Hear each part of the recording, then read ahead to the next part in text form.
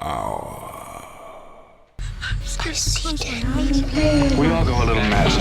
Get you. The dead follow a legendary You are going to die tonight. Here's Johnny. Go at me, Damien.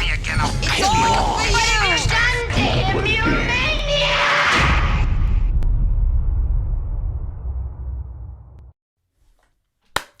Hello and welcome back to the horror. My name is Yutaka, and normally we're here to discuss, debate, and disagree on all things horror, but today I'm going to give you a review of, okay, I've been really excited to see this film, but Cocaine Bear! I know, a bear did cocaine! I can't act. Let's put that past us. Anyways, it's directed by Elizabeth Banks, it's written by Jimmy Warden, and it's got quite a decent cast. You've got Keri Russell, Ray Liotta in his final role, Alden Ehrenreich, O'Shea Jackson Jr., Jesse Tyler Ferguson, Margo Martindale, and there was a cameo that I won't spoil, but if you've seen Keri Russell, if you've seen The Americans, you might might chuckle, because I did. So overall, and I should say, this is it says based on true events, but it's loosely based on true events. I believe the actual story is cocaine went missing over, I think, a portion of Kentucky. A bear was found, and they actually either they were dead, and there was cocaine in their system. Whereas in this case, this story takes place over in a Georgia forest, and you've got cops, criminals, a mother, a ranger, and kids all converge in this Georgia forest where all this cocaine has dropped, and a huge black bear has unintentionally ingested it and goes on a murderous rampage. And that is pretty much it. So here's where I enjoyed the movie. It's a short movie. It's nice, short, and sweet. I think it's like an hour and a half.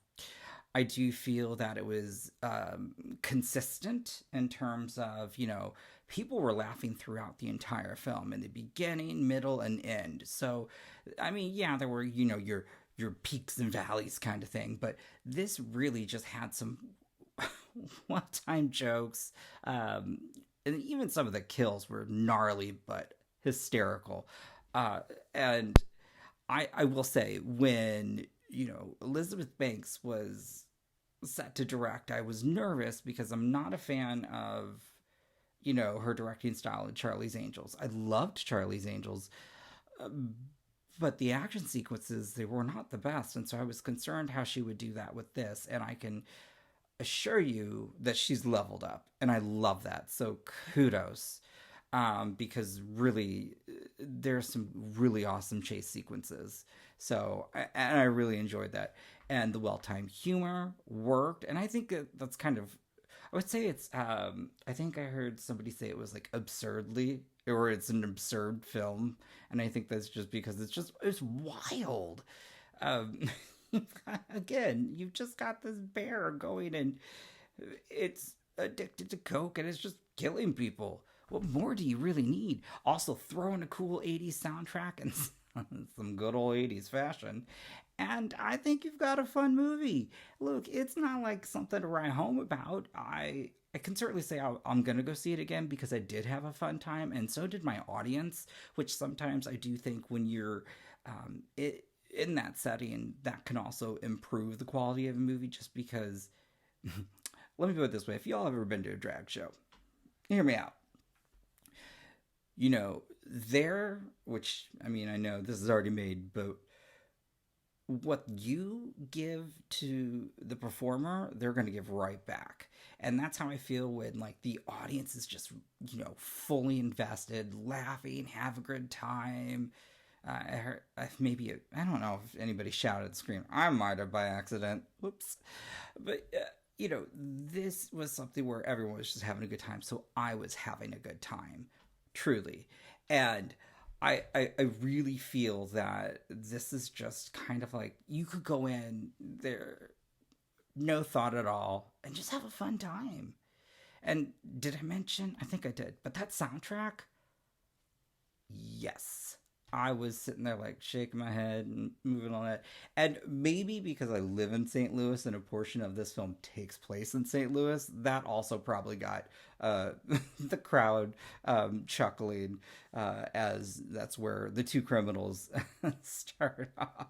I will say, if there are any, if there are two folks that really stood out to me, Margo Martindale as the Ranger is fantastic. And I really did like also O'Shea Jackson Jr. and Alden Ehrenreich. Their characters were hysterical because you've got the one who's determined to just let's just get the mission done, whereas you got Aldrin's character, Eddie, and he's still grieving for the loss of his loved one. And so he's just a sad sack throughout the entire film. So when you see some of his interactions with characters, it is somewhat funny, but you're also like, dude, get over it. So it works to an extent, but it does kind of starts to wear on you in the third act on that one. But overall, look, I didn't go into this to see some, epic film. And I certainly would say, maybe don't skip school. This whole thing started because, it's the kid's fault. It always is the kid's fault. I'm just kidding. I'm sorry.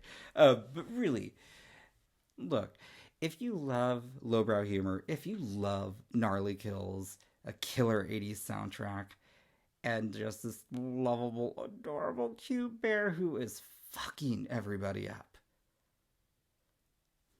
I say go see Cocaine Bear. I think you'll have a good time.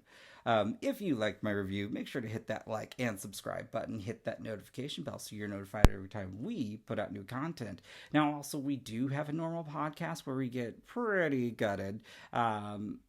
We go over quite a few topics, and we typically do have some fun guests that join us. And then we do have a Patreon, and within that Patreon, you do get additional content and early access. But again, Cocaine Bear comes out this Friday.